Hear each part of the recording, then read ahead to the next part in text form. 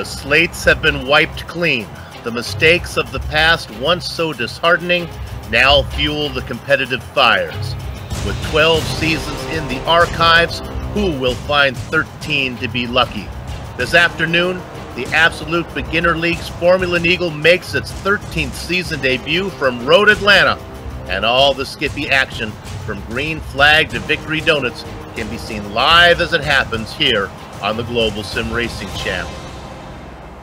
Gladys Knight might be leaving on a midnight train to Georgia, but for the drivers, fans, and commentating crew, that trip has already been made. Hello and welcome to GSRC's Countdown to Green.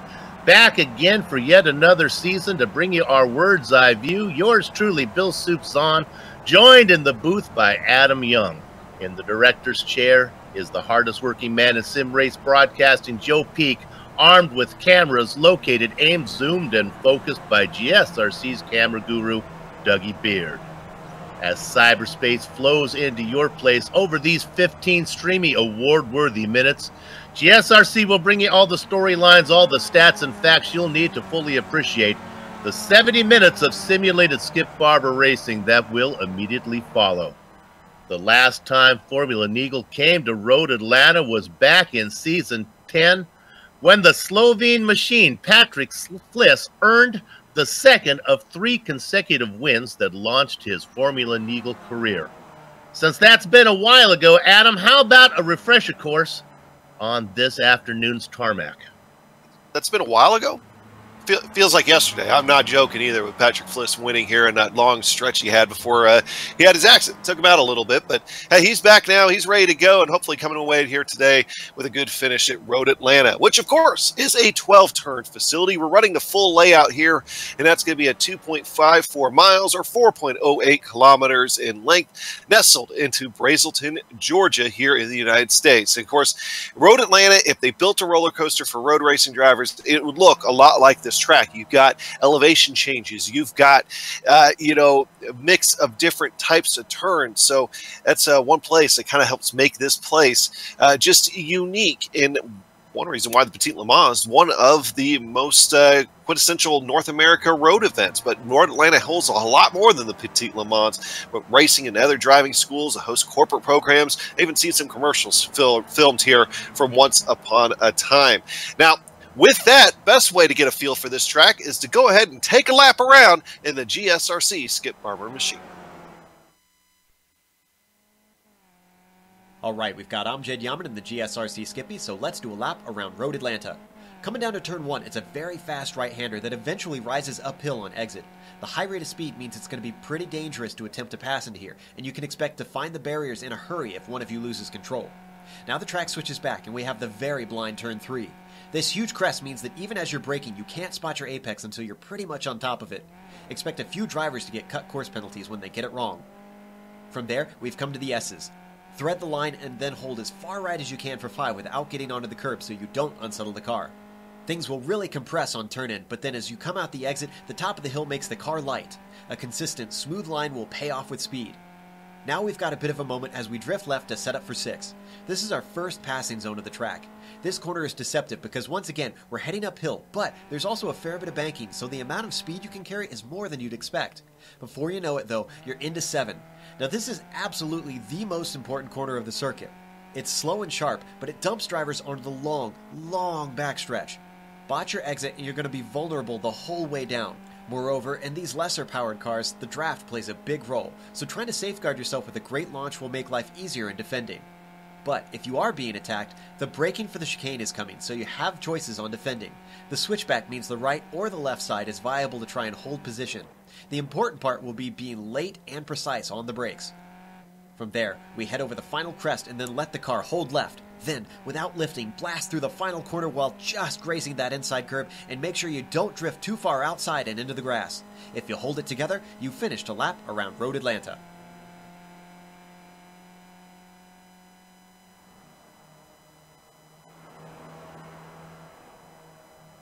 A lap around Road Atlanta. This is the place in the Countdown to Green where we typically show you the point standings, but since this is the first race of the season, let's take this opportunity to review last season's final standings. In a 7-race season, Bush Fink Pink's Errol Num earned 6 poles, 5 wins on the way to his, get this, 5th Formula Neagle crown, his 4th in a row. The other 2 seasons' wins were shared between the 2 Mama Jean Racing teammates, Juan Tran and Bastian Hausman. Running with the fast guys all season was Draco Racing's Pierce Cocky, the driver that has everyone talking, and that is talking about is Diogo Francisco from Portugal. Keep an eye on him. He's back for season 13. Moving to the team championship, Tran and Hausman cruised to another team crown for the purple and black attack of Mama Jean Racing. Frederick Neptune chipped in a few points as he and Num put Bush Fink Pink in second.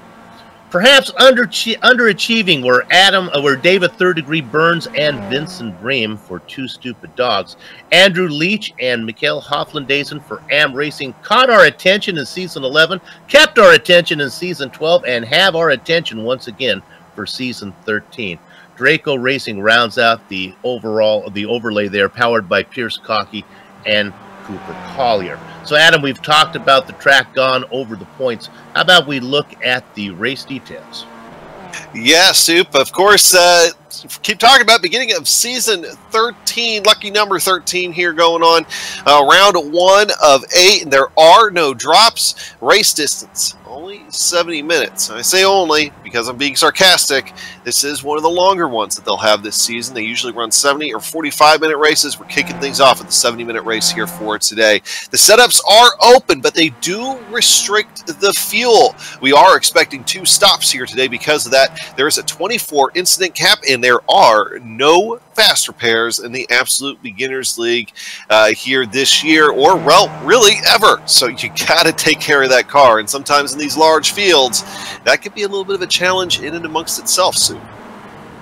And qualifying is just getting underway. Let's go ahead and see how things shape up right now, as we have all the familiar names here.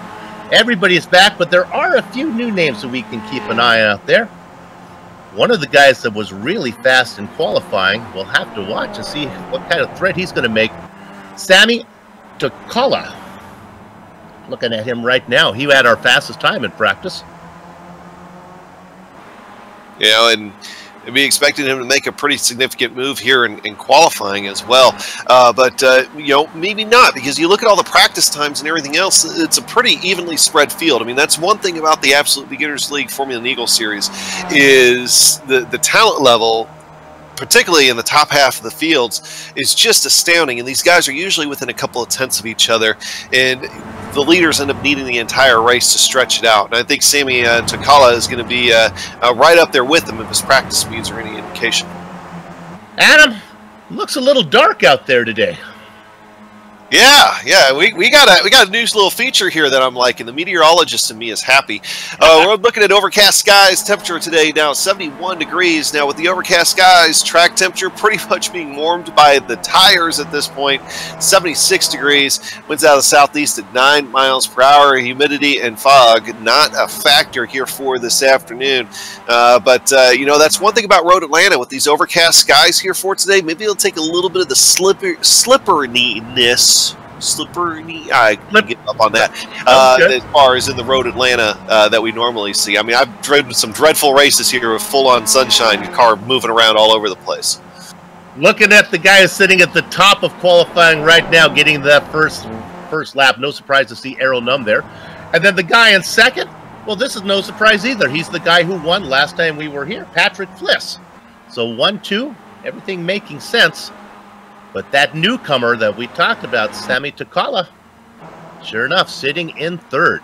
Yeah, and already your top 9 guys, your top 11, all within a second of each other here so far early on in this qualifying session. So we've got just under 5 minutes left. Now we see, of course, we'll get to know these guys. We've seen it before where a lot of guys are fast in qualifying. Maybe that doesn't translate so well to the race. You know, through the seasons, GSRC has introduced with various levels of success several feature segments. Who can forget Peaks Podium's picks, which we never seem to get right, or the number to know, which got more and more convoluted each round.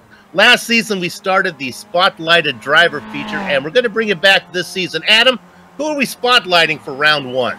You know, I got to bring it up because I do every time. I did get close a couple of times. You did. So those Peaks podium picks. All right, hey, this week's spotlighted driver, oh, Mr. Hoffendazen. We like you, Mikhail Hoffendazen. AM Racing Team here this year. He's started 30 of these Formula Neagle races. He's been in the top 5 16% of the time, top 10 46, with his best finish of 4th place. Way back in season 11, I say way back, feels like yesterday, Circuit Gilles Villeneuve. Now, of course, all these guys do have a couple of questions to answer. Of course, you know the name in the spotlight, Mikhail Hoffendazen. Did you know he's from Gothenburg, Sweden? That's right. He's Swedish. He is studying mechanics at the university out there. And the question, and I'm going to guess Soup came up with this. Well, it's a very Soup-like question. Let's save that till later. Oh, we're going to bring it up right now. Yeah, okay, yeah. All right. It's a Soup-like question, but what is their favorite Disney princess? And his is Rapunzel. I would have gone with something else, but you know, hey, there's some theories that Klinger from MASH might be a Disney princess. No, that's first of all, it's the wrong demographic. Nobody got that one. So Rapunzel out in front, 1-0 in our Disney princess poll as we look at Mikhail Hoffendazen.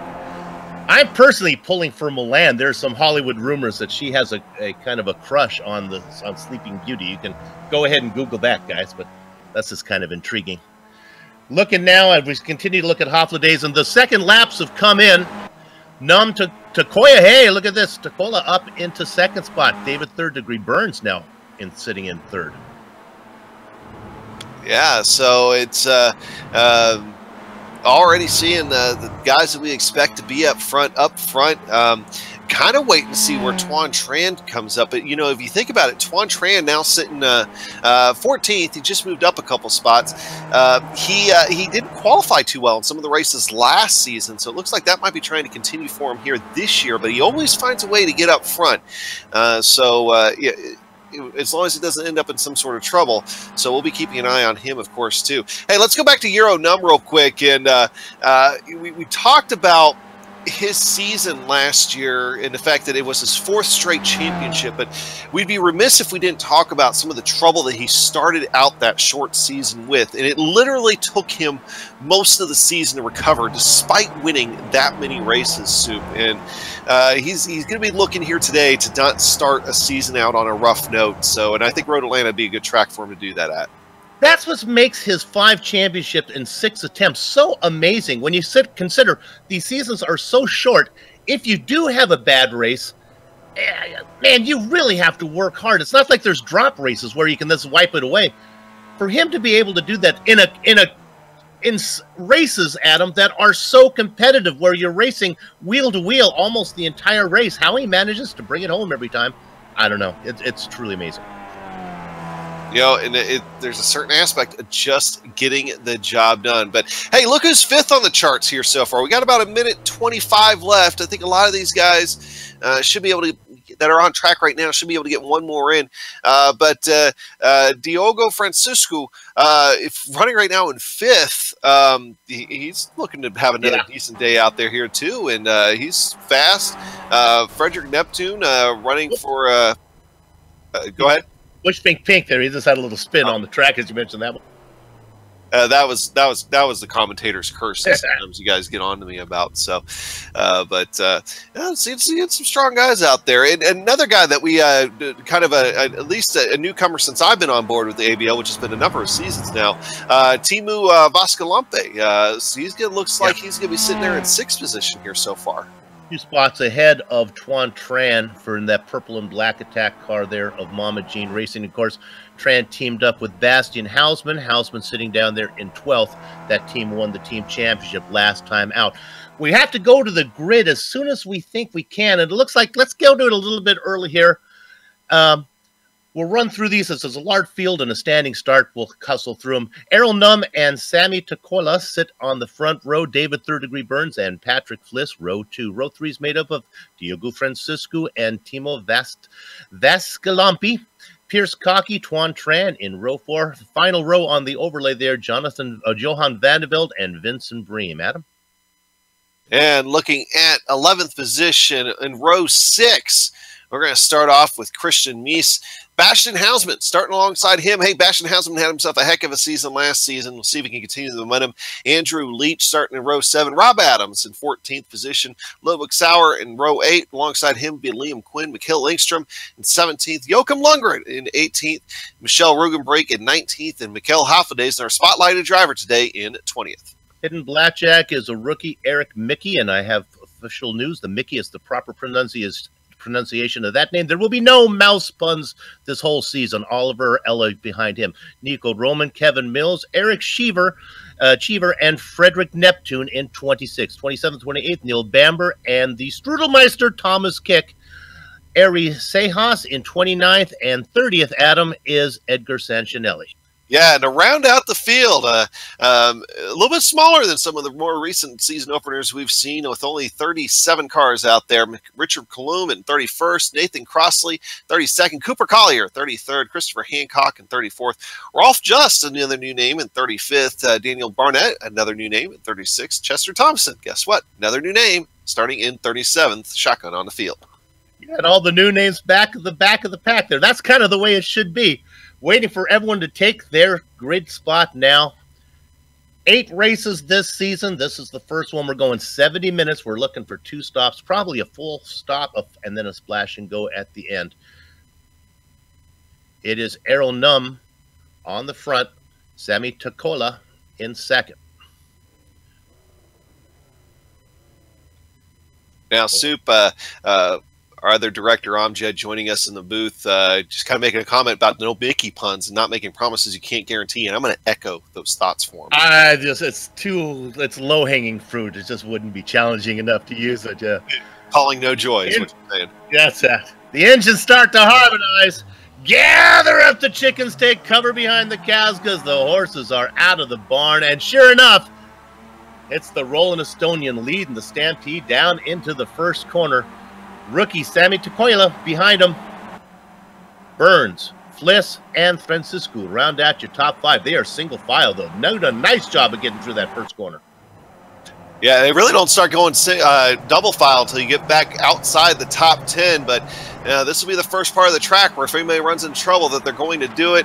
But so far, kind of skating through the field, Soup, I think everybody is through the initial couple of corners clean. They go through 5 right now. They are single file. The first 20 make it through. The first 30 make it through. Everybody makes it through. They are in a string as the leaders have already worked their way through 6 and now through 7 as they head down the back straight.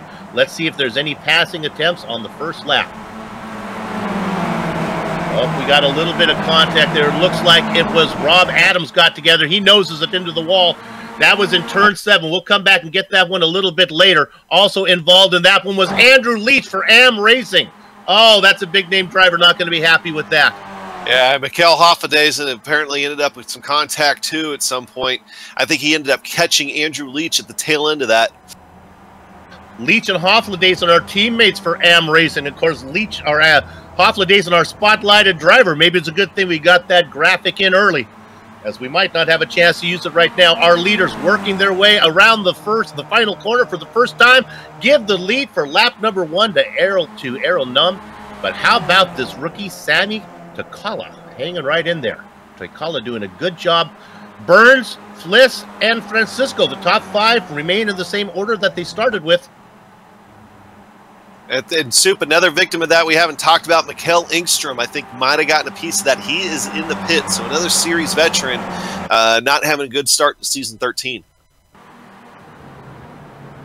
So we lose a couple big names that are at least involved in that one. Hafedays and Leach, they were looking to have a good run for Am Racing this season. Not a good way to start it off. You talk about a roller coaster. Boy, that Dougie Beer camera shot shows it there, doesn't it? As it's up and down as they head down into 6 and 7. All right, they were really, really well behaved the first time out of 7. Let's see if these guys see to do it one more time on their second run down the back straight. Adam, probably the best passing zone, right? Going into the chicane here, they call it 10A and B. As they head down into 10A and B, it's the left-right combination. There's a move being made from 4th, ducking to the inside. He gets 1. He gets 2. That is Patrick Fliss, the Slovene machine, goes from 4th to 2nd into 10th. Yeah, that guy has this place figured out. And you knew he was going to be strong come race time, but that is a power move coming off the back straightaway to pick off both David Third Degree Burns and Sammy Tokala just in one sitting right there. Now, Sammy's going to try to come back on Patrick Fliss here. Maybe he's going to think better of it and actually back off, but Patrick Fliss has his eyes set on that lead and be looking for him to make a move here pretty quick. Now, we've talked about it before. We have covered enough of these to know what Errol Num is thinking right now. He is hoping to try to break away if he can and try to separate the pack a little bit, thin the herd some, before you might see him drop back and save fuel. Right now, he's out there burning fuel, trying to see if he can make his competition not quite so plentiful. Not happening right now, as at least it goes back 5, 6, 7, I think all the way back to Pierce Cockey in 7th position before we get a real break. Riding on board with the Slovene machine, looking back at the driver in 3rd, Sammy Tokala. Now, real quick, Soup, and you can kind of see it there looking back at the Sammy Tokala machine, is bent up front wing. Now, if you're new to these the Formula Neagle series and these Skip Barber machines, Road Atlanta in particular, the curbs, they visually damage the wings. You're going to see that on the front wings, but it probably isn't going to affect the cars hardly at all. So don't go ahead and don't disregard that as we watch Patrick Fliss moving into that top spot. He likes the braking zone into that chicane as he makes another pass. So the Slovene machine, Patrick Fliss, out in front of the Roland Estonia now. Let's see if he can go ahead and get credit with leading a lap. He does. Give lap number 3. The front runner is going to be Patrick Fliss. Errol Num comes right up behind him in 1, just kind of sticking back there now. I'm not so sure if Num is happy in 2nd. He'd rather be up in front or at least at the back of the train. This train goes all the way back. I think we can call it 10th position. Can we go in and duck in here on the caboose? Johan Vanderbilt. He's about 3 seconds behind Fliss when they cross the start-finish line that time. Christian Mies in 11th was just under 7 seconds. So that's where the gap is. 10 cars in the lead train. Well, and you'd already a big gap going back to 11th. I mean, going back from 10th to 11th spot, you're talking another almost 7 seconds going back that far. So that top 10 really separating themselves right now. Drivers who are out, Mikkel Engström, Rob Adams, Eric Cheever, Mikkel Hoflandaisen, Andrew Leach, I think have all called it a day. Oliver Elliott as well. And you got a feel for some of those guys. They really had strong season 12s, but not a good way to start season 13. But hey, you got a couple more races than what we had in season 12 to try to recover from a bad finish here. Let's go ahead and look at the second train. Let's go to Christian Mies. He's running in 11th position. As we'll go there in just a minute. Boy, you can see those. You can see the solid bank of clouds that hang so oppressively low from the heavens here. I believe we're looking still at the front runners, if I can figure out what we're saying. Still on Num. All right, so you got your top 10 cars all running pretty much nose to tail here. They're going to be catching the slower car of Edgar Sancinelli here before too long. So Edgar, I think, kind of had to make a pit stop after one of the earlier incidents. So he's going to be the first one that's going to get swallowed up by the leaders. And with the leaders running this close together, it will be something to watch out for. Looking at Sancinelli, who's going to be ran down here. So he's picked up his notoriety from being the pace car driver in the All-Star event. Who always manages to find a way to put that pace vehicle on its lid. That's a little gymnastics in there. In that event, there is an actual human pace car in Sancinelli. He's almost like the entertainment during halftime at a basketball game. Like the rodeo clown that wants to jump in the barrel, you know? He's a veteran. He'll know how to get out of the way as they're going to get to him. Boy, they get to him at a really bad time. They caught him at the chicane. Yeah, Edgar, you can't make the car transfer. Fliss gets right up behind him. He loses a little momentum, and sure enough, That opens the door for a pass attempt, and he gets it done, I believe. Nope, he did not make he did not finish it.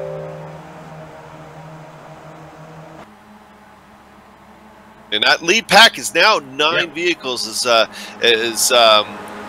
Vincent Brem, excuse me, Johan Vanderbilt's really kind of fallen off, and Vincent Brem kind of lost a lot of ground too. Having that lap car kind of come through just kind of broke him up just a little bit. Yeah, let me correct myself. I had trouble scrolling there as they went through pit lane. Our timing and scoring was off a little bit. Errol Num did actually make that pass. I thought so.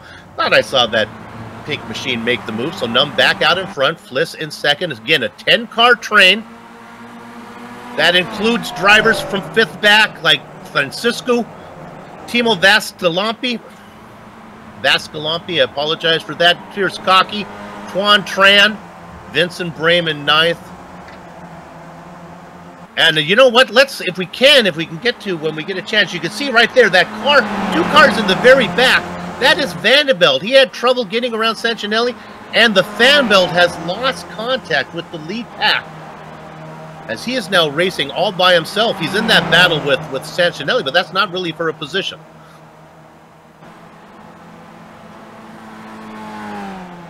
Yeah, we're looking at the fan belt. Picked up his first career win. I think it was back, not last season, but the season before. It's good to see Johan finally get one of those. Let's go to 12th position if we can, Director. This is Ludwig Sawyer trying to run down Christian Mies, the rookie. Mies doing a good job. A little bit of a blink away there for Ludwig Sawyer. It's the dark blue car of Mies that's actually blinking. Looks like they're okay. Let's see now. Sawyer gets a good run out of that final corner. He's going to gobble up Mies. Let's move Sawyer up into 11th.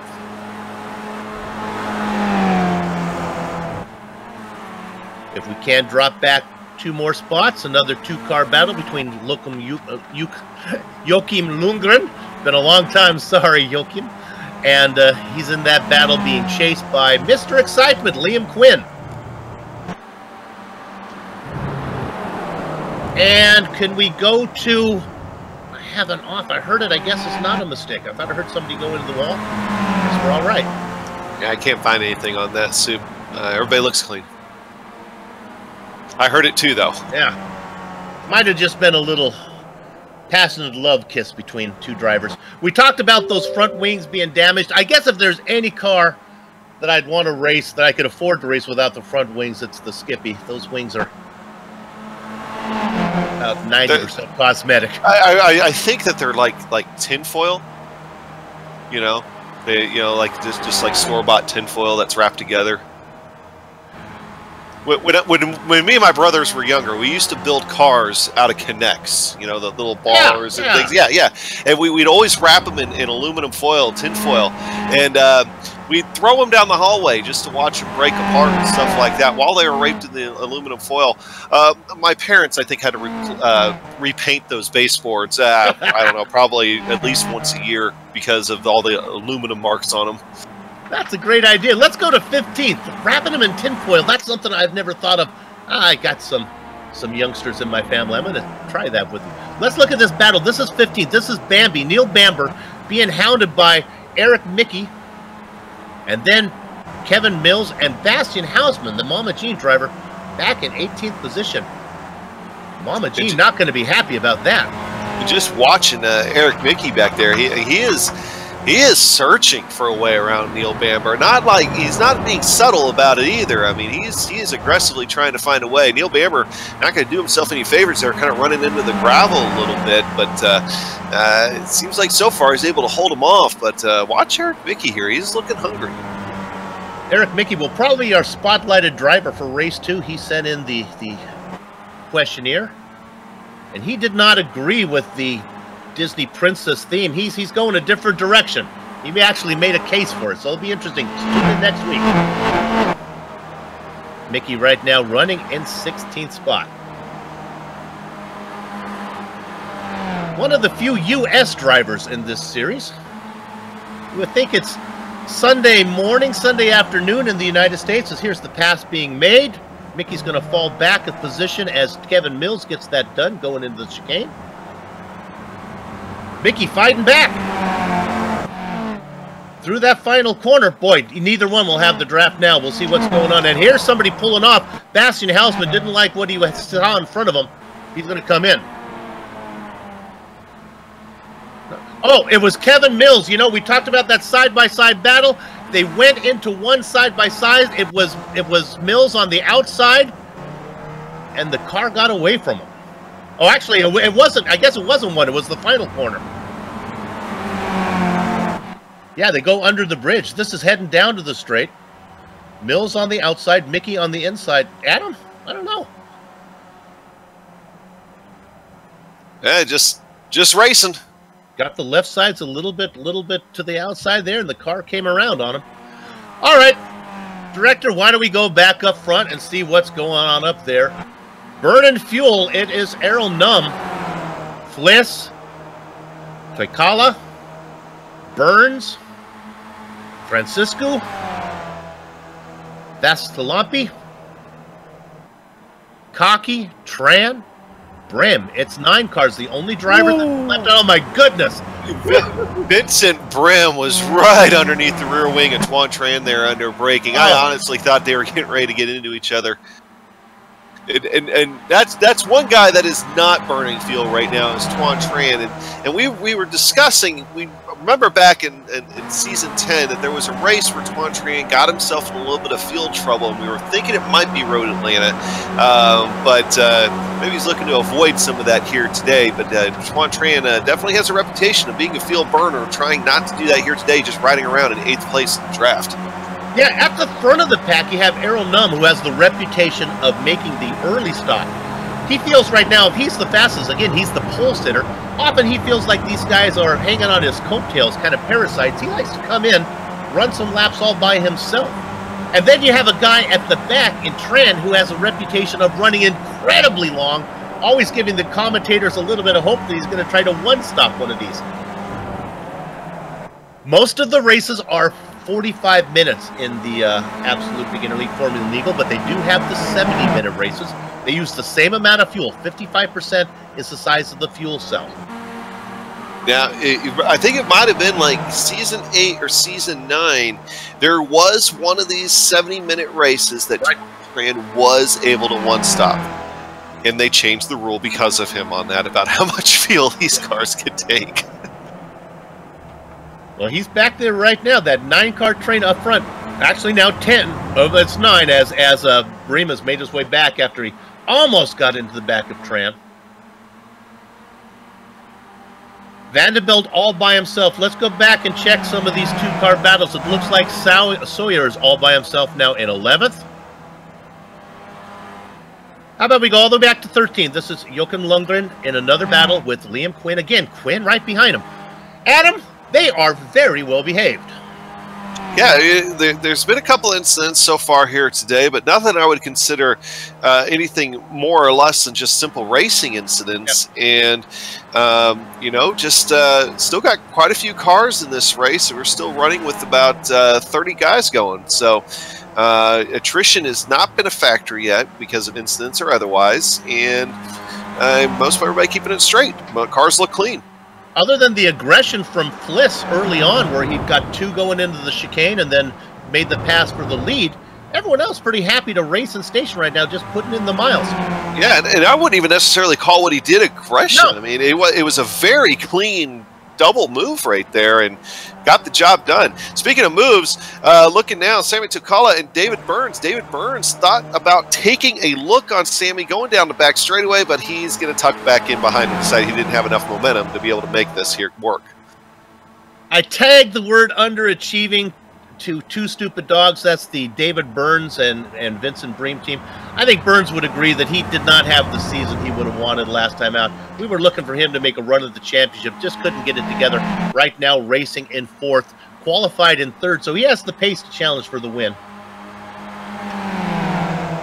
He does. I mean, and all it's going to take is just one slip up by somebody right now at that front and change the entire complexion of this entire event. So they're running that close together right now up front, but that's pretty typical in these Formula Neagle Absolute Beginners League races.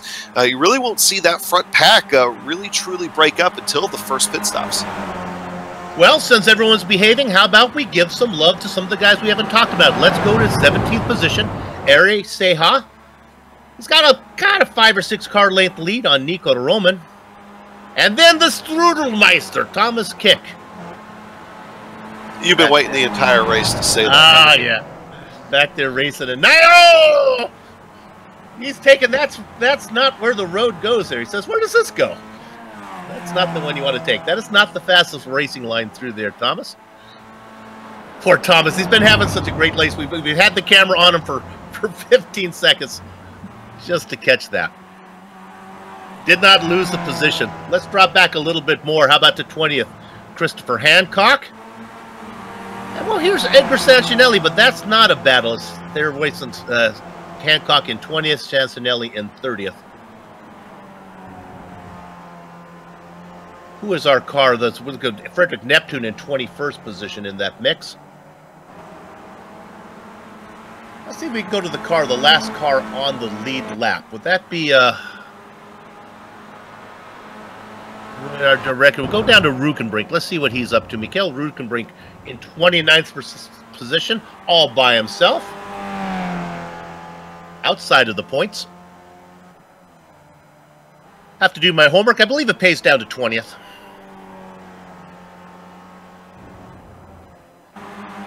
Let's check in up front. Vascalampi in 6th now, being pressured a little bit by Cocky.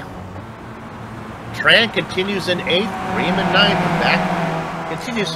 You know, and for a little while there, I was worried about Vincent Brim losing that pack, but seems to have gotten right back to the tail end of it. Right now, those top 9 vehicles not separated by very much. I mean, last time at the line, Vincent Brim was only about 2.4 seconds back. So very, very tight field up at the top. I just got to wonder how long Errol Numm's going to put up with this. Again, we talked about his strategy. What he likes to do is run those fast laps and see if he can break the train up a bit. And usually what he's waiting for is for one of the drivers in the train to get aggressive, maybe make a mistake, and then everyone loses pace. They have to check up, and all of a sudden a 9-car train becomes a 3-car train. The way these guys are driving, the way they're just happy to follow the line, I'm not sure if that's going to happen. Maybe they've been watching the post-race broadcast and realizing what he's up to.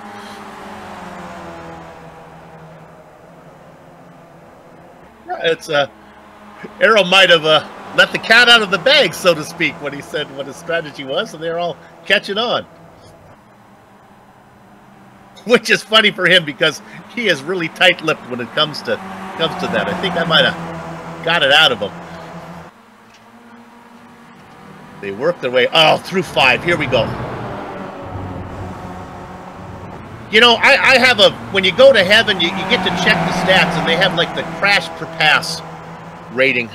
I think corner 5 for me has more crashes per passes through than any other corner. That's certainly possible. Yeah. I mean, it is a tough corner. It's one of the toughest. I mean, as far as in North America, I mean, underrated. Nobody really talks about it, but it really is tough. Well, it's so important. You want to be faster there because it's a relatively long run down into 6, so you don't want to be slow out of there. But if you make a mistake, you can put it in the wall to the right, you can put it in the wall to the left. It's tight confines. They head down now into the passing zone again, and you can tell if Fliss wanted, he could have put the pressure on there. All these guys are just waiting.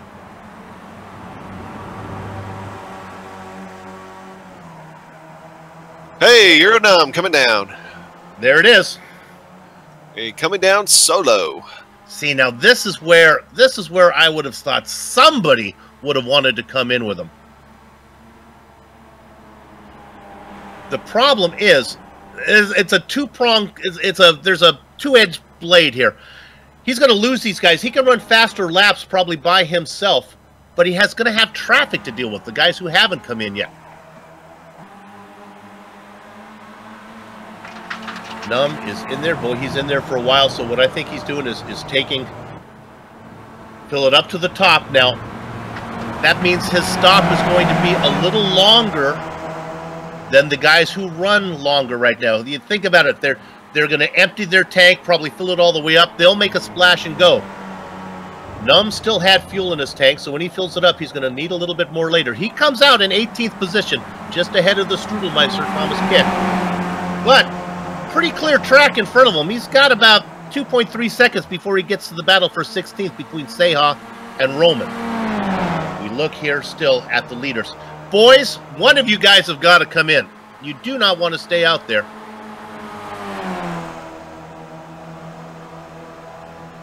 I think some of them realize, or some of them think that doing the opposite strategy of what Euronum is doing might be the best play too, especially if they can keep this group together a little bit longer. We'll have to compare their lap times once Euro's up to speed and see if he's gaining time on these guys or losing time. But that could also determine when these guys want to come in. Especially if they got somebody helping them out doing the math for them on the side about what's going to be the best strategy. Well, here's a guy listening to the broadcast, and it's funny that the guy who's going to come in is nicknamed Shortfill. Pierce Cocky comes in. He knows that Num is left. What I would do if I was Pierce, I'd come in, maybe not even fill it up all the way to the top. My goal is to make sure I come out somewhere around Num and see if I can just hang on his coattails, and see if he can get me up to the front. Where is Num right now in relationship to Cocky? Oh, riding on board with Num. He's coming. Cocky beginning to roll. There goes by the two drivers that Num was behind. That's Sejas and Roman going by. And sure enough, Cocky's gonna get out in front of Num, and that's perfect. What Cocky does not want to do is stay there. What Cocky wants to do is keep it on the tarmac. That may be okay unless he got a slowdown penalty. When I think he would have. Oh, and now he's off on the grass again. This is, the best way plans go south as he misses all corners. He misses through 2, 3, 4, and 5. Now he's finally got the car going straight. But his plan to stay on the coattails of the Rolling Estonian go awry. And while we were watching that up front, Sami Toikala takes the lead from Patrick Fliss, and he's going to lead his first lap in the Absolute Beginners League. He comes across. Toikala running in second now is Fliss. Okay, now here's another veteran. Tran knows what's going on. He is coming in at the 44-minute mark. Brings the purple and black Mama Jean car in there. Cocky, by the way, manages to stay on track, but he has lost a ton of time. He's now down in 18th position, well back behind Num. So let's go ahead and pick up Num one more time. There he is, out of the final corner. Tran beginning to roll. There goes the familiar guys. There goes Num is by. Sejas and Roman goes by. Now the good news for Tran is maybe he can get up on the back, catch up onto the back of Roman. Maybe Roman can pull him forward. Maybe he can get by those two guys before the Rolling Estonian rolls away. But one more time, Errol Num. And again, I would not be surprised if Num didn't short-fill that car just to guarantee that no one would stay with him. He could come in early before the tank was completely empty and just basically take his splash and go, or a really big splashy splash and go, on the first stop.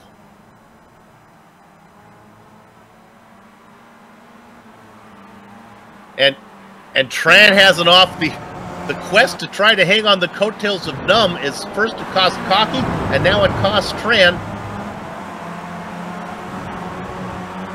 Looking at this from the chopper cam, this looks like they're heading down into 6. Am I right on this? Looks like 6. Yeah. So the question is, did he just get too hungry here, or what? Oh, he gets, well... sticks the wheels off. Sometimes when you stick the wheels off like that, it almost has a tendency to try to suck the car over to the side, and he's lucky it didn't turn out to end up being worse than what it did. Look how he was patient out there. He knew he couldn't get the car, so he just waited for it to slow down enough where he could bring it back on. You try to turn that car back to the track when you're out on the grass still going fast. Only bad things can happen. And if you So here comes Vincent Brem on his way out. Now, if you think about it, though, too, Soup, that little move, that subtle of a move, being patient, bringing the car back down in one piece, not doing anything reactionary, that very well at the end of the season, with as close as these are, could be the difference between a championship or not a championship for Tuan Tran. I mean, these championships are that close sometimes. You're looking at Brem right there in racing in 15th position, 16th spot. Now, just ahead of him, the cars you see in the screen, that's Cocky and Tran. Sure enough, those two guys who came in early, they've got together. Tran and Cocky have found each other, and Brem back there in 16th. Again, though, this is all kind of misleading because we really don't know how much fuel Errol Num put in. I'm not saying he's short of running out of gas, but I'm just saying he could add a quick stop. Maybe I could look at pit stop times. Might give us an indication of how that went. Num was in his box for 3.7 seconds. Well, Tran 1.7, Cocky 2.7. So based on, oh no, I have that wrong. Let me do this again. Num in there for 16.3 seconds. Tran 16.9. Cocky was the short fill, 12.9. All right, now here comes Vandeveld. He was really not in that train. Remember, he was running in 10th position. I would expect that we see the guys go by. And sure enough, Num gets by. Tran, Cocky, and Brem going by as well. Vandeveld stays in. He should cycle out probably 5th of all the cars who've pitted. Meanwhile, up in front, it's the newcomer, Sami Takoila. Now, I only say, in fact, we have a pass for the lead. Here comes the, that's got to be Fliss, right? Yep. Yep. Look at the he's trying here, line, yeah. But Sami Takoila definitely does have the preferred line, but Patrick Fliss is going to completely clear him, so he's going to take sole possession of first place here. And they were only halfway down the back straightaway at that point. Yeah. Burns in 3rd.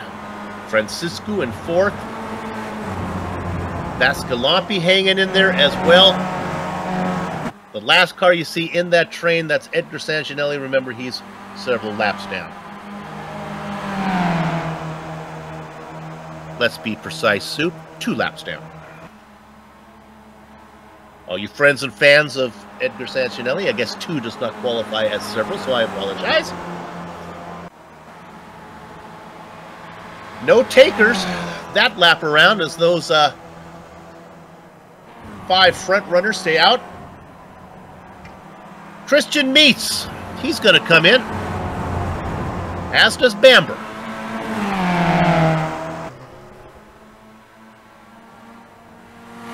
Eric Mickey also making his stop. Oh, Pierce Cocky.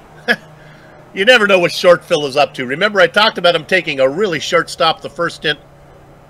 40 minutes to go. Maybe Pierce thinks he can get there from here. 39 minutes of racing, it's possible. Ooh, it'd be a stretch, though. He's going to need some help to get it done.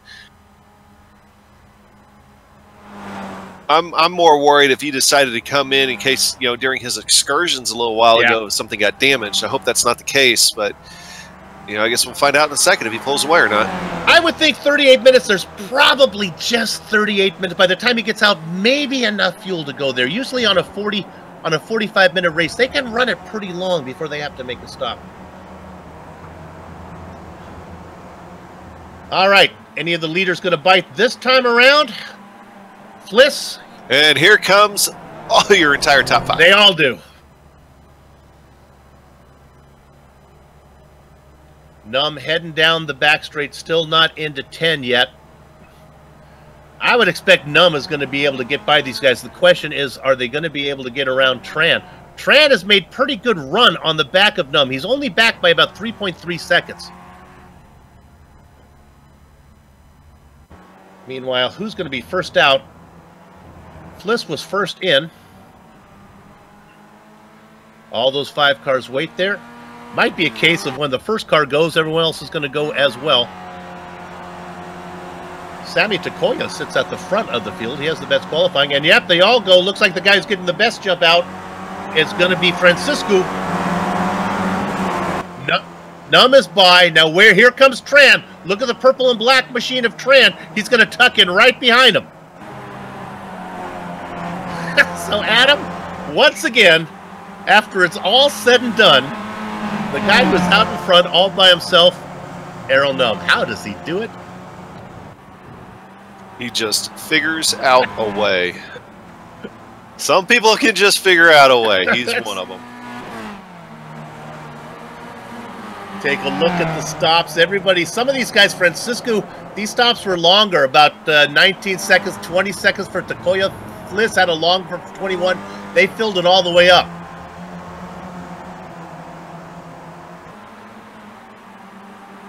The one guy we'll have to keep an eye on. Let's see, where did Cocky finally, did ever Cocky finally come out? Yeah, he's back out on track. He's the only guy who's taken 2 stops, so we'll have to, what my dad used to call the early peel, late reveal. You come in and get that stop out of the way, and you peel off, and what's revealed early is you're in the hunt. He's going to have to do some fuel saving or something, though, too, because we're still not at halfway in this race. I mean, if it's supposed to be a 2-stopper, then he's probably going to have to come down at about the same time as the rest of the leaders that just came down, because they were only separated by a lap there.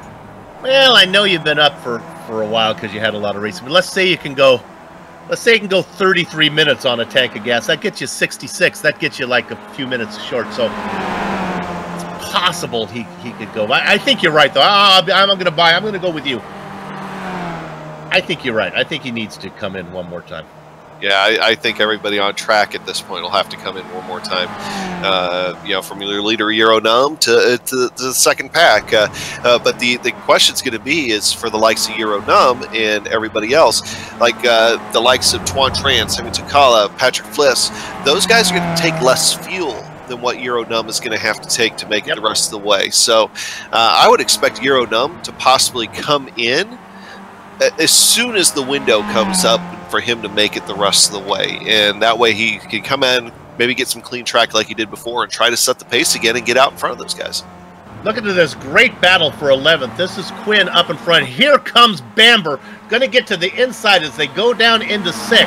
I think Bambi's probably going to get that pass made. Watching the whole thing happen. Christian Messe and Jochen Lundgren. And sure enough, Bamber gets the pass made. But that may be all for naught, because now here's the best passing zone as they come out of 7, hitting to 10. Let's see how they decide to play this. Watch Bambi. Look as he sees that. He's going to keep the car to the left. Quinn gets back up on him, punching a huge hole for Messi if he wants it. Messi says, I want in this too, as he comes now up to the outside of Bamber. Bamber pinned to the inside. Messi's going to drop back a little bit. And when it's all said and done, are they going to get it worked out? Oh, being forced wide, Messi's going to lose that spot. Lundgren comes in now. Now there's Ciela's Bathtubs out of 10, heading towards 12. The good drive for Lundgren, move him up to 13th. 14th is Christian Messe. Up to 11th. Here comes the pass now on the inside. That's Bamber. They go side by side into one. Quinn backs out. Some good racing going back on here. None of this I'm seeing from the guys up in second position. Toykala, Francisco, Fliss, Tran, Burns. Those are the guys trying to run down Errol Numb, and they're a little more well behaved. Riding on board with Bamber now, looking back at Quinn.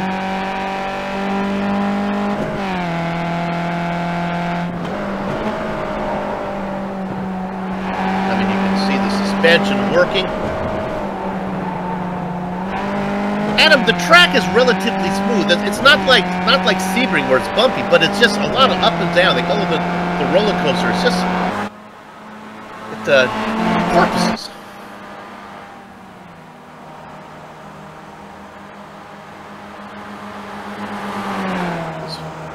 Great battle for 11th continues. They looking like another pass going on. Quinn gets it done on Bamber.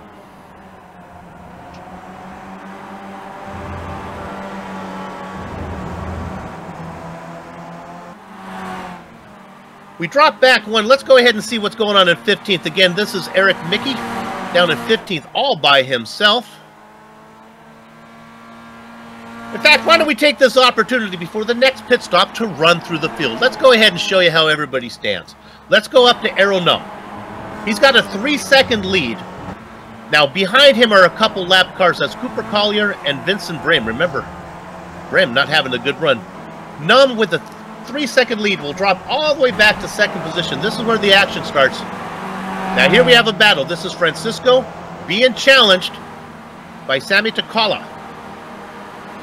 Putting the toothpaste back in the tube through the middle.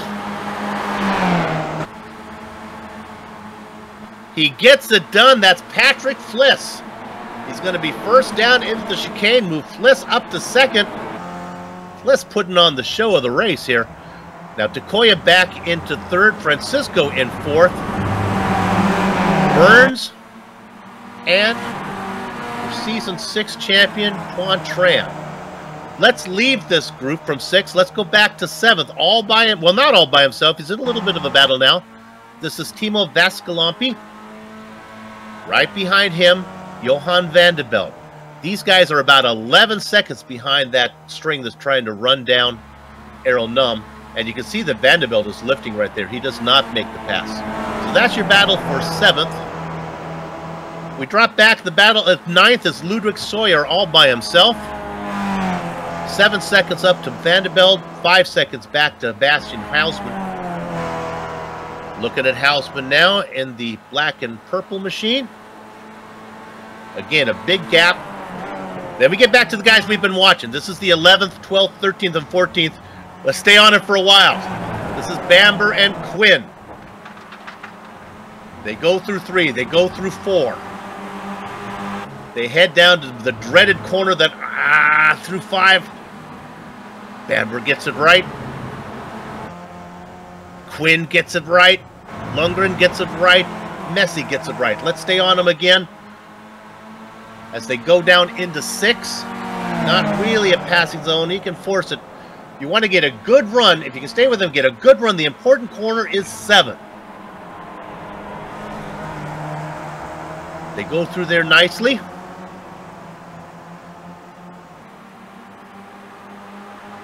Now down the back straight. And they're going to stay in order. Looks like they're not going to fight for it down into the chicane. So with that settling down a little bit, in 14th, how about we drop back to 15th? Eric Mickey. Again, all by himself, making his series debut in the points. 16th position, Nico Roman. Nico usually has his brother racing with him here today, but he's the lone Roman out there. Going back one more to 17th, Harry Seha. We saw him in a battle earlier. Right now he's all by himself. Got about 3 seconds back to Frederick Neptune orbiting in 18th. Another 2.3 seconds back. Oh, now this is misleading because he's made 2 stops. Adams left us, but he'll be back. Adam thinks he has to do another stop, a 3rd stop. I'm not so sure. If you're scoring at home, keep an eye on Pierce Cockey in 19th. He could pick him up if he is good to go from here. He's got about a second on the Strudelmeister, Thomas Kick.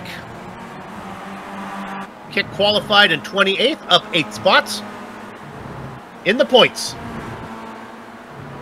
Just outside of the points, Christian Hancock.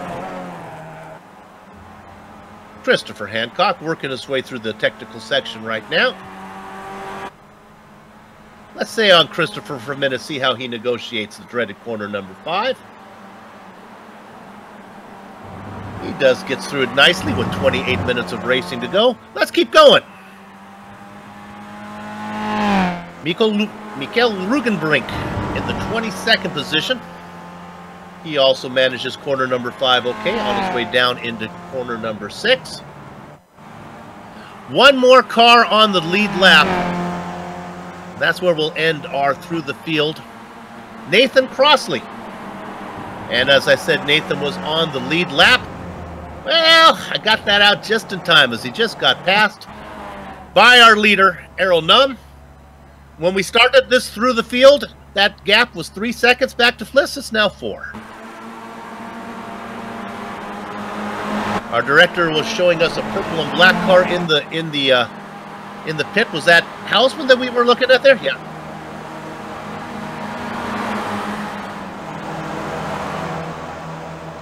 Now remember, we were talking about the cars that we're trying to stay with: Rundown Numb, Fliss, Toykala, Francisco, Burns, and the other driver in there was Tran. Well, he had a little trouble with some traffic, so now he has lost touch. Let's look at Tran right now. He's got Ricard Colomb between him and the guys he's trying to get. Now he makes the move. Colomb gets out of the way. Colomb in 25th position.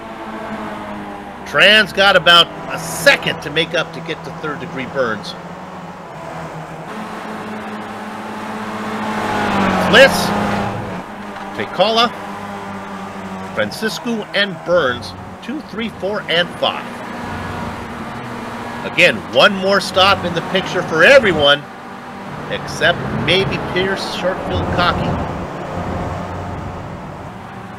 It's funny, if there's ever a guy to have a question about fuel strategy, it goes to Pierce Cocky. Almost thinks he does it on purpose. Cocky in 19th. Let's go to Cocky right now as he's looking to pick up a position for real. Well, actually, I think he might have lost that spot. I think Kick was behind him earlier, so Cocky might just be off pace as well. Yeah, Thomas Kick made that pass and has now distanced himself from Shortville. One of the reasons you might be going slow is maybe he's trying to nurse it. Lifting, short shifting, whatever he can do to get that car around without having to come in again. He'd rather be a couple seconds off pace than to actually have to force a stop to come in. The best battle on the track. Let's go to second right now. This is Fliss and Toykala. Toykala trying to look in there. I wouldn't be surprised if Sammy makes this move. Now he's just going to wait.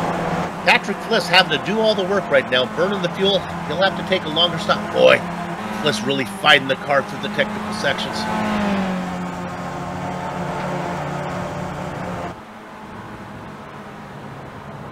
Working through 5. 24 minutes to go. How's Tran doing? Maybe we can go on board with the purple and black machine there. Sometimes when you can see the driver in front of you, for me it always slows me down. You can see the guys that he's trying to catch. Too far back to be in the tow. The good news for Tran is the guys up front, they're not leapfrogging. They're not, Fliss and Toykala are not going back and forth where you can pick up 4 or 5 car lanes each lap around. They're just racing in order, so I'm not sure how much faster they're going right now.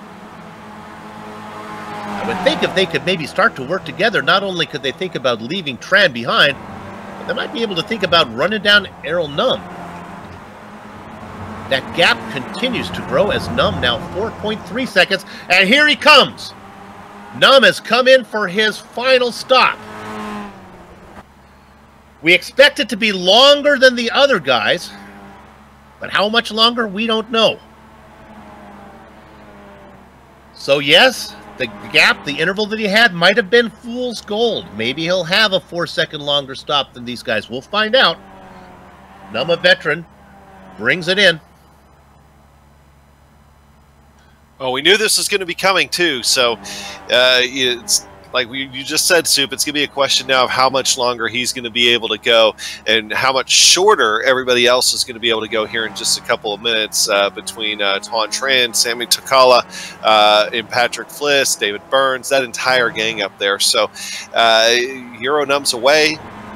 Got a pretty good idea now how the rest of this race might start to try to shape out here before too long. Comes out in 9th, a stop in the box of 14.2 seconds. The good news for Numb is there's a big battle behind him. We go back to 10th. This is Bamber, Quinn, and Lundgren. These guys are next on the track, and luckily for Numb, he gets out ahead of these guys. This is the best action on the track right now with Bambi leading Mr. Excitement.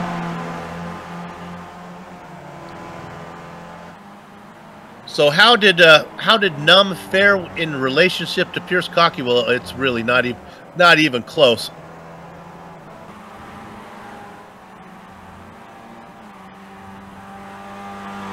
Yeah,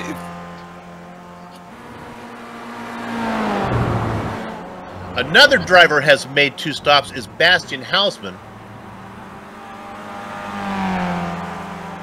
and I've really got to think that there was a reason that both those guys made 2 stops. I didn't see anything obvious and damage, at least as far as Pierce Cocky.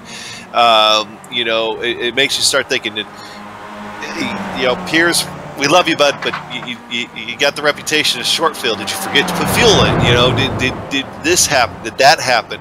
But I don't think 2 stops that close together. I don't think that was the norm. I think that's going to ultimately end up being their undoing in this race. Well, what's interesting, if we drop back to 18th position real quick, Director, you can see there's Bastian Hausman. He's made his 2 stops. He's about 2 seconds ahead of Cocky, who's also made those 2 stops. So we'll keep an eye on those guys.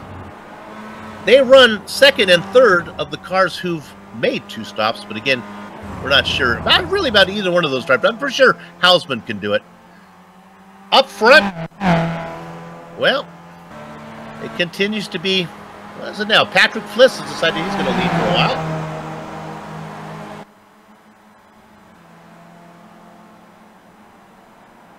What we can do is maybe check in on lap times.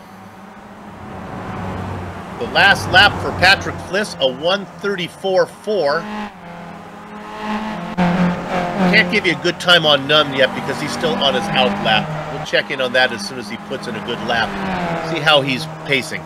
Yeah, and I think all 3 of those guys, I mean, and really with David Burns lurking back there too, I bet his lap time's probably pretty comparable also. Yeah, running pretty even lap times as long as they stay in the draft and stay close together. I think that right now that those guys, they're their best friends right now and trying to do something with Euro Num. They need to try to stay together and use that draft. A 1:34 flat. And I heard a car in the wall. Can we go to Edgar Sanchinelli? I think he just might have blown an engine. It happened right as we speak. Yep.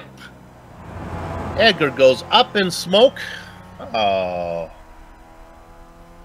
His day is done. He was 2 laps down. He can bring it in. He's just trying to get to the crest of the hill so he can fall the rest of the way down. There's a big elevation change right there. You really don't appreciate it too much, even on camera, until you really get in the car and drive it. But he's picking up speed now. He might be able to make it. In the next build, iRacing should put that in. If you can't get the car to the end before they let you exit the platform, you have to actually walk yourself back to the pits. I just think that watching this at soapbox derby mode. There you go. That's it. He's going to make it. None of the front runners come in. Now, another point to be made is, here comes Fliss has come in, is these guys might have been using a little less fuel because they were in the tow. Not so much Fliss as he was leading the way. But here he comes. Fliss is in. Let's pick up Num. Num yet to get to the chicane. Now he's through 10. Num on his way to 12. At 45 miles an hour has to be painstakingly slow for Patrick Fliss right now. Fliss in his box. Num out of 12. Fliss has got to start rolling soon. I don't think he's going to get there. Now he starts to roll. Here comes the rolling Estonia. Oh, he might get him. You'll see Fliss. Does he get around him? Nope. No, he's going to slot in behind. Num is out, but it's not as far as one would have thought. The gap, 9/10 of a second. If Patrick can get on the gas now, stay in the tow. Boy, 1.2. The gap continues to grow. 1.3. He's pushing too hard. He's pushing too hard. 1.4, 1.5, 1.6. See you later, boy, like you're a skater, boy. Aero Num does it again. He's got to work on Ludwig Sawyer, though. He's got Sawyer ahead of him. So now that puts our attention on the other guys. Francisco, Burns, Fliss. And we talked about Tran. He's close enough to still be a factor, but really it's 3 guys. Let's see who bites. Nobody bites. And I'm going to bite. Soup thinking I'm going to let that Avril Lavigne reference go by. But going back to the whole thing with Patrick Fliss on his outlap, let that be a lesson to you guys. If you are new to sim racing, new racing in general, sometimes when you push too hard, you cross that line and it starts costing you more time. And that's kind of what I think happened to Patrick Fliss there on his outlap. And he was trying, he saw what was happening, saw his eyes on the prize, pushed too hard, and ended up costing himself more time. Now, he still has Aero Numb in sight. He's got himself calmed down, but that's what he had to do, is get himself calmed down and start clicking off corners now and trying to get back up to him. Director, let's go to 7th real quick. I want to give a shout-out to Ludwig Sawyer, who has done a great job of sticking with Numb. Now, I don't know if he's going to hang with him through the technical section when the draft doesn't really play much of a factor, and this is where Arrow's going to leave him behind, but Ludwig doing a good job right now. Now, that's a battle for 7th, but of course Sawyer has to make one more stop. But this good opportunity, if Sawyer can hang on here, put in some fast lap times, we'll see if he can maybe pick up a few positions from the guys he's racing. We'll see how that he sorts out in relationship to, like, Bastian Hausmann, those guys who've made 2 stops.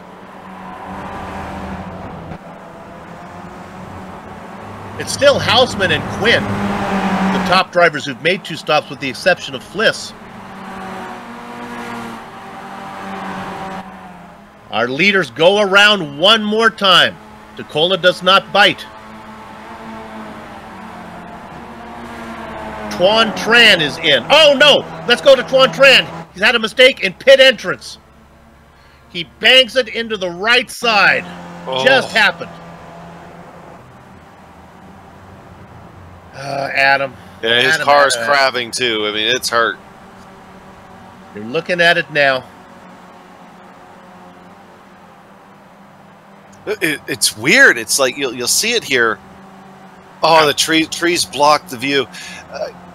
We're going to go ahead and get a slightly different angle on it here, but what you're going to see is you kind of have that little curve there as you go into the pit road. And riding on board with him, watch the car go straight. Like, did he have some sort of hardware failure or something there? Yeah, we've watched Tuan Tran enough. I can understand him hitting the wall, but not like that. That did not look. No, it just went kosher. straight in. Let's go to first right now. There's a pass for the lead. This is Francisco making the move. He wants to be first down pit lane. He's tired of sitting back there. I know what he's doing. He's making the pass now so he can control his fate down to pit lane. Don't be surprised if the Portuguese driver doesn't bring it in this time. Come on, prove me right, buddy. There it is. That's what they want to do. You don't want to be behind somebody coming down pit lane. With that said, he ends up behind the lapped car of Mikael Rugenbrink, but I don't think it's going to matter right now. So Francisco has a real chance to snake this. He's been saving fuel. He's not been leading many laps. His stop could be fast. Where's Aero Numb? Oh, Aero Numb is just out of the final corner. Francisco only needs to take 13 minutes worth of fuel. He's rolling. Here comes Numb. I think Francisco's going to get out on the track first. I don't know if he'll have the momentum. He's on the track. Here comes but he's in that line. He's going to slow him up here enough. He's going to have the momentum by the time everything's said and done. The race is on, Soup. So you were saying it's a race to be first to the technical section, right? Because then he can't make the pass. Pretty much. So, it's happened. We talked about it in the pre-race show. All eyes, all tongues were talking about Diogo Francisco. Could this be his season? Well, right now, just under 13 minutes of racing to go. He's got the lead. Well, and the lead once things cycle through. Yeah, that's very true. How many drivers are still yet to come in? Well, just the 2 up there. Yeah, and don't forget that these guys, Sammy Tokala and David Burns, were running nearly identical lap times to Diogo Francisco, and they very well could be coming out right in the middle of that battle too. I mean, this is going to be an exciting last 10 minutes or so of this race, I think, Soup. Our leaders stay out. Tokala stays out, and Burns stays out. They've got around Bream. Bream is racing in 17th position. And while we're looking at our leaders, Num has got around Francisco. But again, that probably doesn't matter. I think Francisco has the pace to stay with him. I don't think Errol's going to go anywhere. In fact, he actually had a chance here to try to do something going into 1 and let off the gas to stay behind Euro Num here. So there's 2 battles. It's Num and Francisco. Right now, they head through the technical section. Toykala and Burns. Euro Num just put 2 wheels off. I don't think it's going to affect him too much. Okay, a bad exit out of 7 for Toykala. Now that's going to give a chance. I don't think he really wants it this way, but that's going to give Burns a chance actually to lead a lap. There are bonus points for leading a lap in this series. Go ahead. In every single mistake that Toykala or even Burns makes right now, it actually might be amplified here when they come down to take their pit stop in relation to how Num and Francisco is doing right now. They can't afford any kind of mistakes. They got to be spot on every single corner right now. 11 minutes of racing to go. Our leaders stay out one more time. Burns is going to get credit with leading a lap, so he picks up that bonus point. Toykala behind. Now, that car in the mix, that's Vincent Brim. He is 1 lap down. He's really not part of this battle, racing in 16th position. The interval from Burns back to Errol Num, 25 seconds. Let me correct myself. It's really an interval back to Diogo Francisco, who's got around Num now. Yeah, and these guys were over a second slower than those 2 right now. That is going to cost them in the end. And David Burns just ran wide. They're coming out of 5, too. So this probably won't be the greatest lap for them either. They need to come in. I think they need to come in order to try to stop the bleeding against those 2 that are on track right now. Yeah, they're not even able to distance themselves from Vincent Bream, who's able to hang in there. Apologies to the rest of the field, but with about 10 minutes to go, we're going to focus our attention up front. Here comes the pass for the lead. This is okay. If they can get this done before they get to the chicane, they won't lose any time. So Toykala gets the read. You got to let him get back over, David, so he can get a wide exit into the chicane. You don't want him to slow down, and there it is. He gets over. Now he'll get a good run through 10. Let's see if they answer the phone and come in this time. Here comes Toykala, but Burns stays out. That's because sitting in the back, Burns has burned less fuel. I get that once every season. All right. All right, let's see where Num is at. Sammy Toykala comes in. Got to hit his box perfectly. There is no room for mistakes here. He's a rookie in this series. We don't know his experience in real iRacing. He's in good. He's in safe. Oh, these guys are going to get him. They're already down the front straight. Yeah, they're going to get him very easily here. It'll be a short stop for Toykala, but nevertheless, they are long gone. The question is now, will he get out in front of Patrick Fliss? Remember him? Fliss cycles through. He's going to be right behind Toykala. So now we have 3 two-car battles. You have Errol Num and Diogo Francisco. They've made their stops. You have Toykala and Fliss. They've made their stops. And I guess it's not a two-car battle. Out in front, all by himself, singing an Eric Carmen tune, David Burns. Who is getting passed by Vincent Brem. Really, really slow. Has he waited too long? I think so. He's trying to save. Oh, now he comes in.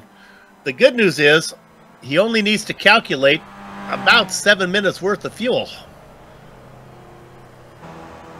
The bad news is he doesn't have a lot of time before Num gets there. Num through the chicane. I think he just simply lost too much while waiting to come in.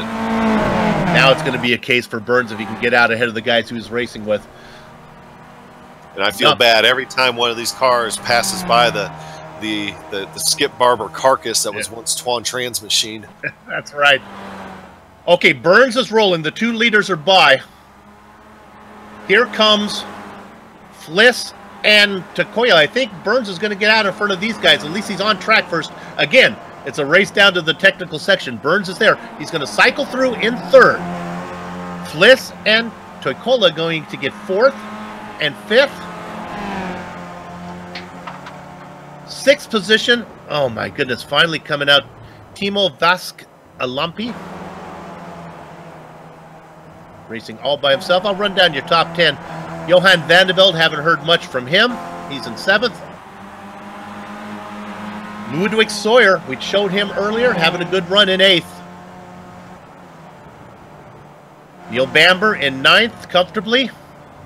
And then, let's give it a little love. 10th position. This continues.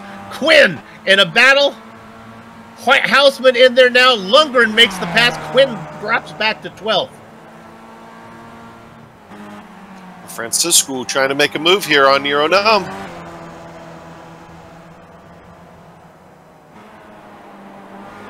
We look at that.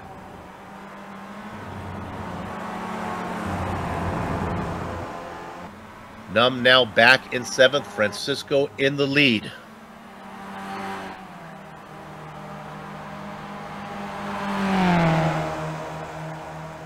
And on the top left, you'll notice the lap counter. Ignore that. A little bit of a technical difficulty there. News graphics package, new to this year. Just getting the bugs worked out of it here, but it's going to work great one day. Looks like the race was over about 7 minutes ago. That's not the case here. I can tell you somebody that wanted the race to be over 7 minutes ago. Would have been Burns. He could have done it in one stopping. I'd like to follow up. We'll keep one of the things we'll watch as we continue to look at this battle. We will follow up on the Pierce Cocky issue. Does he have to come in again? Well, he still hasn't yet. Although it's really academic now as he's racing in what I believe would be, what, 20th position? Yeah, I think Cocky is doing his very best not to have to come in again. He is in that final points-paying position. He's got to really hustle, though. We'll watch and see if Mikkel Rugenbrink can run him down. It's about a 2.6 gap. Up front, though, this is really what everyone cares about. Diego Francisco. Here comes Errol Num. Is he going to make the move? Nope. All right, Adam. You're my color man. Let's say you're the man in 2nd. Where do you want to be on the last lap? Where are you going to make your pass? Backstretch.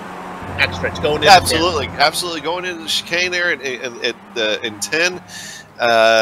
You know, that's going to be your last best passing opportunity before the start-finish line, and it gives you the best chance not to have them have an opportunity to try to come back on you. So that's where I'd want to make my move, but there also is a certain philosophy here that really beggars can't be choosers. I mean, if you see the window, you got to go for it. Well, then let me give you this one. Let's put you in the lead coming out of 7 on the last lap, heading down into the chicane. What line do you want to take? You want to try to defend to the left? Would that be your move? Or stay to the right and try to get him outside when you're out of the chicane? You know, to me, it really depends on how far back the move is made. I mean, if they telegraph it, yeah, I'm going to come to the left a little bit. I'm going to run that traditional kind of defensive line. But if they're kind of hesitant to it, if I feel like I'm going to go into the chicane with them alongside me, I'm going to go ahead and stay to the right and force them to make that outside move. Because not only does it make you force an outside move there, but also makes you force an outside move going down into 12, going to the start-finish line should the battle drag out that far. Riding on board with Errol Num. Look at how smooth those hands are. Boy, I'm telling you right now, I think both these guys are competitive enough as they come up on lap traffic, which is always a factor, that I think the guy in 2nd probably has the best position here. They're coming up on a battle for 17th. This is a points-paying battle between Frederick Neptune and Thomas Kick. In fact, what's interesting, Neptune, I have not checked the team's listings yet, but Neptune notoriously is a Bush Pink teammate to Errol Num, so let's see if if Neptune gives his partner a little bit of love here. Here they come. Francisco's going to be first to the group. 2 minutes of racing to go. Should get the white flag here this next time by, so nobody has a reason to be nice to one another right now. They catch him through 5. Neptune moves to the left. Kick also. They let one car through. They let both cars through. Nice job. Fair clause for both of those guys at the next back marker united meeting. Neptune and Kick did a good job. Now, Numb still in second. Let's look at the line. This is a little bit of try making a move here. Francisco easing the car back over to the right. Now he brings it suddenly back to the left. Numb following. Francisco weaving like a loom down that back straight.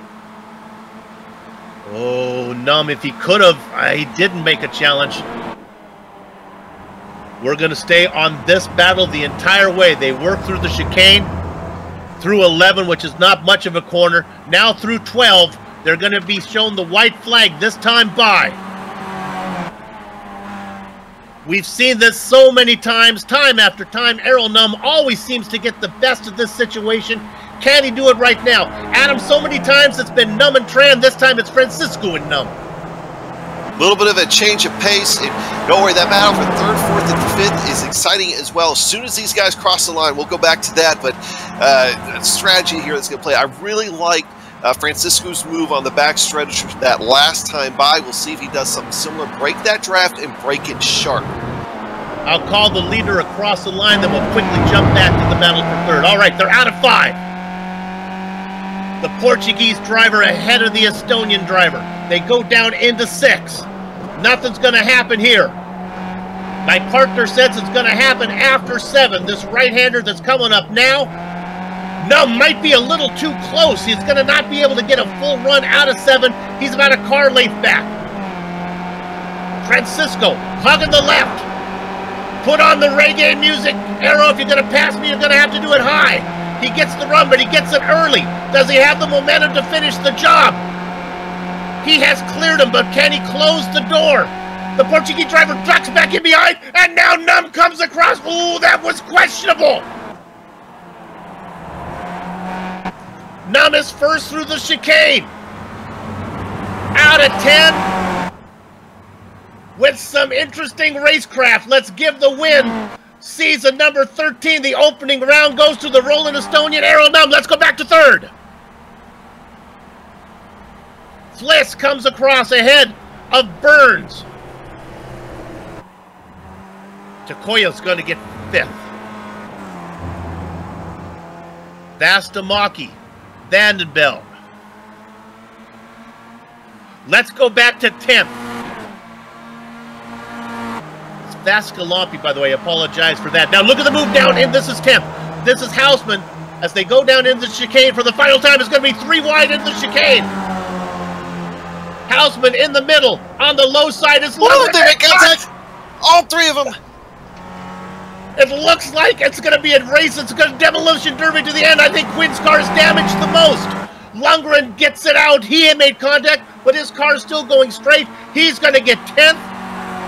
Quinn is going to have to settle. Well, let's see how timing is scored. He's finally going to sort it out. It looks like Lundgren is going to get... Let's get the official time. He's 10th. Quinn gets 11th. Hausman gets 12th. Whew. We'll round out all the drivers on the lead lap. Eric Mickey, Nico Roman, Christian Messi, and the last car on the lead lap, we believe it's Ari Seha.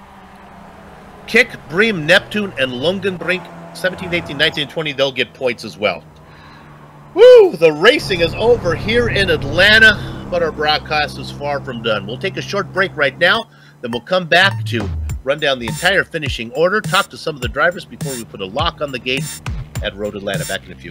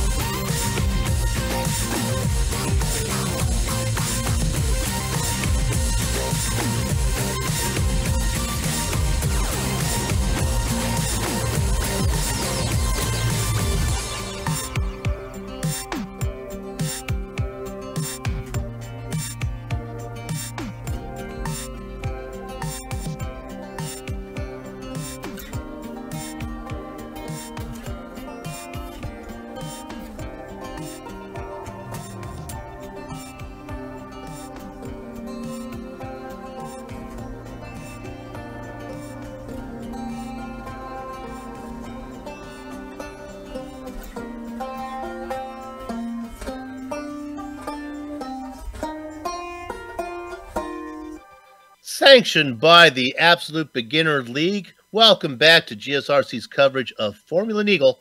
It's round one from Road Atlanta. You know, I call it live as it happened. I had a second to go back and look at the pass attempt by Diego Francisco going into that final chicane. It was close. I think people could disagree whether that was a block or whether they were both making the move to the inside at the same time. I'm talking about Errol Num and Diego Francisco. It was good racing, no matter how you call it. Errol Num gets the win. Diego Francisco, after having the lead out of 7, losing it on the 10, was trying to get it back before they got to the chicane. Couldn't get it done, was off in the grass, comes home in second, though. That's the good news. Patrick Fliss, David Burns, Sammy Tokala in 5th position. Timo Vascalampi in 16th, not to be confused with Johan Vastamaki. I'll get him straight before the season's over. The fan belt, I can do that one. Johan Vanderbilt in 7th position. Ludwig Sawyer, Bambi, Neil Bamber in 9th. Jochen Lundgren in 10th. Adam? Yeah, bringing it home in 11th here for today. Liam Quinn. Bastian Hausman coming home in 12th. That was an exciting last couple of corners for those guys, that's for sure. Eric Mickey coming home in 13th. Nico Roman 14th. Christian Missy in 15th. 16th, Ari Sejas. Thomas Kick coming home in 17th. Vincent Brim in 18th. Frederick Neptune in 19th. And Michelle Rugenrink in 20th. Out of the points in the blackjack spot, Kevin Mills, Christopher Hancock behind him, Cooper Collier and Richard Colomb in 23rd and 24th. The quarter century mark goes to Nathan Crossley. Rolf Just behind them, Daniel Barnett. Pierce Cockey, did he have to take that final stop? He did not. He was able to do it on 2. Unfortunately, he ends up in 28th position to get that done. Tuan Tran, not a good opening race for him. He's going to have to work hard to get these points back in 29th. 30th, he blew an engine, Edgar Sanchinelli. Adam? Yep, and rounding out the field, going into 31st position here today, you'll find Chester Thompson. Oliver Elliott is 32nd, Eric Cheeber in 33rd, Mikkel Hoffendazen in 34th, 35th, Andrew Leach and Rob Adams and Mikkel Engstrom, all those guys running into trouble pretty much on the first 2 laps of the race. So not a good way to start season 13 for those guys, but plenty more races to try to make up some ground. I've got a hold of our race winner in one of the more interesting and strategic battles that he's ever had to put on. Errol Num, but once again, you did it again. Pit strategy, and then you had to work hard to hold back that Portuguese driver. Yeah, sadly, at the start, no one wanted to lead, so I was using so much fuel. Although I was lifting in the lead too, so it was very difficult there. So you're first to come in. You come out, you have pretty good clear track in front of you. You were able to put in some pretty good laps, and by the time the pit stops were done the first time, you had yourself a big lead. What I want to ask you is, on your first stop, I don't even know if you're going to tell me or not. On the first stop, did you fill it all the way up, or did you even short fill that? Yeah, the ice filled up, and I was watching the time. I know where I come out, and that had a little bit clean track. Okay, then at the end, that final second stop, you find yourself behind Francisco, and then the battle was on. Let's go to the last lap. Did you want to be in second heading into the last lap? I was thinking that in the beginning of the race, I did the all work, so I was not going in the lead last lap, so that was my plan. Coming out of 7, you make the pass really quick. You had to worry that he was going to have another run at you before he got to the chicane.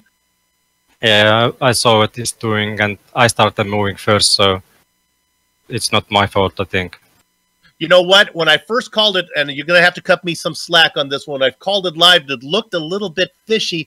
When I went back to look at it again, I would agree with you. I think you started to make the move first down to the inside to protect. So little apologies. It was sure exciting, though. He was not putting it up. He was going to fight that inside line. Yeah, I made sure I was the first one to move, so... Yeah, you don't need to play that way to get the win. Congratulations on somehow managing to do it again, Errol. Good way to start the season. Yeah, thanks. Errol Num, he's picking her up right where he left off, Adam. Yeah, and no big surprise there. Hey, let's go ahead and grab our second place finisher here today, Diogo Francisco, and a fantastic day for him, coming home in second position.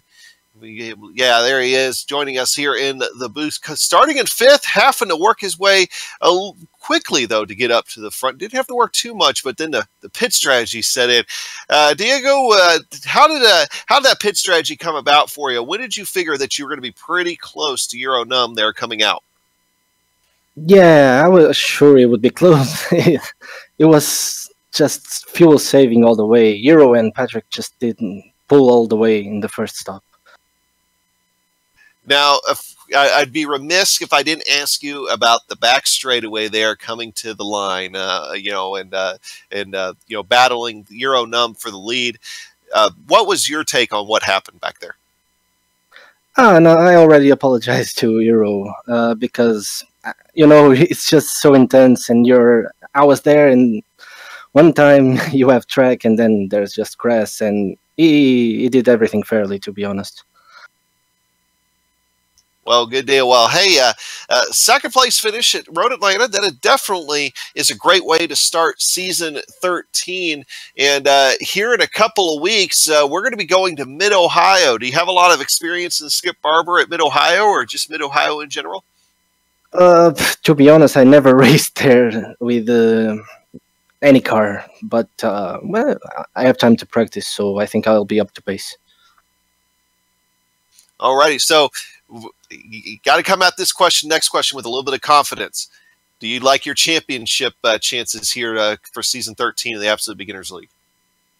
It's very soon, but well, obviously I want to win. Well, that's what I'm here for. And I think we are first in the constructors. I'm not sure, but congratulations to my teammate Timo. He did pretty well for his first race. All righty. Well, hey, great seeing you here today, and we'll see you in a couple of weeks. Thanks, Adam. See you in a couple of weeks. Can they draw some of Francisco's blood and maybe turn it into some type of vaccine that they could vaccinate some of the rest of the iRacing population with? My gosh, I'm a fan. What a great attitude to have, huh, Adam, after talking about that last lap incident. Absolutely, and great on both those guys. I mean, that's the Class C road racers. They knew exactly what was going on and got the job done. Yeah, we don't. I love it. That makes me feel good. Let's talk to Patrick Fliss, a very quiet third place. Patrick, I want to talk about the early part of the race where it's kind of you and Num up there. No inclination to lead, huh? Hey guys, yeah, it was just no point. I tried in the beginning. I passed him. Right. I was hoping we would all be battling, so it would be more interesting, even for us, not just for the people watching. But yeah, no one wanted to do that. So, and the next time Arrow tried to pass me, I just let him go, and I did the same thing because otherwise it's just no point. You just lose too much fuel. But yeah, Arrow, since he has so much pace, it still worked for him. But on the second pit stop, I forgot to uncheck tires, so that screwed me up. Otherwise, I'd be fighting for the win. When you saw Num pull off early, I know you're probably keeping track of him in there. Was there any thought of you saying, "Oh, I got to get in here before he starts to run away"? Kinda, but on the other hand, he could have been held up by the back markers. So I wasn't sure. It's always a gamble. But I was in the front, and since I couldn't be saving fuel, I just pitted early too. I mean, a bit later, but still, it was pretty early. But yeah, screwing up those tires really messed me up. I'll get you out of here on this one. The last time, we talked about it in the pre-race show, the last time the Absolute Beginner guys came here was back in season, I think it was season 10. You won it. You were in that midst of that 3-race win streak that you had until you hurt yourself. I want to follow up. How are you feeling? How's your recovery gone after that serious back injury that you had? Yeah, after 8 months in December, I went back to work. I'm not allowed to lift up heavy objects, like really heavy objects, but I can work like consistently. And yeah, in the evenings it hurts, but hey, at least I'm walking and all good. So in April, I'm there taking the rods out, so then it should be fine. Considering where you were the night after the incident, you gotta kind of say, boy, I was blessed to be where I am right now, huh? Yeah, absolutely. Hey, I'm glad you're feeling better, Patrick. Good luck the rest of the way. We'll see you down the road in both this series and in the MWT as well. Good luck. Yep, thank you. Bye. The Slovene machine, Patrick Fliss.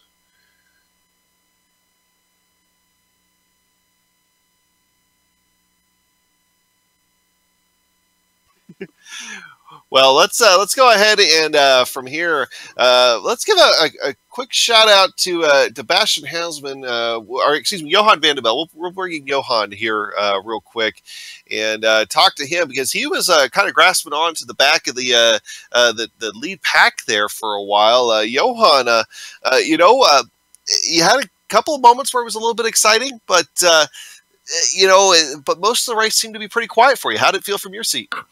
Hey guys, yeah, it was a quiet Sunday afternoon drive like this, right? I stayed behind him for a little bit, and I made a mistake going into the chicane. I accidentally cut the corner when I was trying to follow Tuan, and yeah, my race was over after that because I was 4 seconds behind the lead pack, and you'll never catch those guys on your own. So just try to keep it on the road, and thankfully, like Piers had a mistake, Vincent had a mistake, and I could scrap a little bit with Timu at the end. So all in all, it was still fun. But yeah, shame that I made that mistake so early. Otherwise, I could have enjoyed that draft way longer. Well, I've got Johan. Start of a new season. Obviously, this race, able to come away at least with a top 10 finish. What's your confidence here for this season? We going to be able to see a lot of you here in the top 10 this year? I certainly hope so. My goal every race is to finish around the top 6. And that was also my goal today. So I just barely didn't make my goal. But yeah, I hope I qualified in the top 10 and I could comfortably race in the top 10. So as long as other people don't improve a lot this season or some very fast guys join, I hope that I can stay around this position. That should be good. Alrighty. Well, hey, Johan, I guess we'll see you here in 2 weeks at Mid-Ohio. Appreciate you stopping by. Thanks, guys. See you soon. All right, with apologies to the rest of the drivers in the interview room, we're going to call it a day here on the Global Sim Racing channel. Got to give some thanks to the Absolute Beginner League for organizing Formula Neagle and contracting with GSRC to broadcast. Thanks to the company's equipment and software that you see on the screen right now that we use on the broadcast. The original music that gives every GSRC broadcast that unique flavor and feel is thanks to Eric Eckham and Casey Lalonde. See the screen to how to contact each of them. Adam. Yeah, Formula Neagle's going to return here in 2 weeks, the 4th of February, Mid-Ohio Sports Car Course. Soup will be there. I got the week off. I'll be watching maybe some real-world cars, apparently. Who knows? GSRC will be there to bring you all the action. We hope you join us for it. Sliding across your scene now, there's going to be some upcoming broadcasts, so check those out and mark them down on your calendar. If you'd like more information about GSRC, including a complete list of future broadcasts, you can find it all at globalsimracingchannel.com. We're also on Twitter at GSR Channel and Facebook at /Global Sim Racing Channel.